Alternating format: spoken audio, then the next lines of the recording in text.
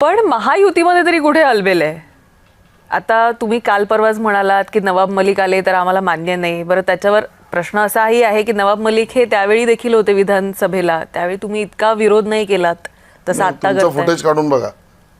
विरोध केलेला, पण त्यावेळी ते चालले ना. आम्ही म्हटलं होतं नवाब मलिक हा महायुतीचे उमेदवार नाहीत, किंबहुना तिकडे वेगळा उमेदवार होता. माहिती घ्या. आजही आमचं म्हणणं हेच आहे.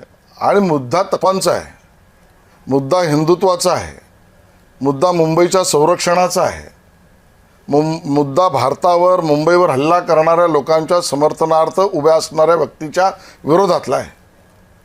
हो, आणि आम्ही तो सडेतोडपणे मांडणार. आमचा अजितदादांच्या पक्षाशी वैर नाही. त्यांना जबाबदारी जर नवाब मलिकांच्या नेतृत्वात देणार असतील, आम्ही राहू शकत नाही. कार्यकर्त्यांची स्पष्ट भावना आहे. आम्ही वरिष्ठांना ते कळवलंय. वेगळं लढणार कोण? भाजप. आम्ही महायुतीतच लढणार, नवाब मलिकांच्या नेतृत्वात राष्ट्रवादी सोडून. स्पष्ट.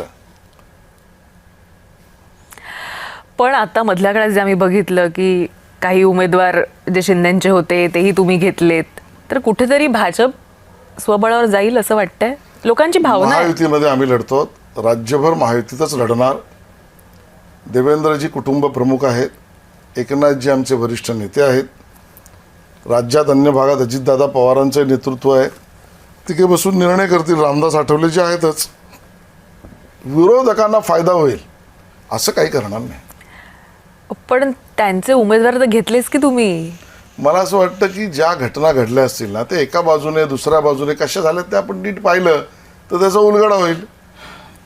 सर्वसाधारणतः महायुतीमध्ये एकमेकाचे उमेदवार घेऊ नये या पद्धतीची चर्चा झाल्यानंतर सुद्धा ज्या इथल्या तिथल्या गोष्टी झाल्या आहेत, ते आता कुटुंब प्रमुख म्हणून देवेंद्रजी आणि एकनाथजी आमचे नेते म्हणून ठरवतील.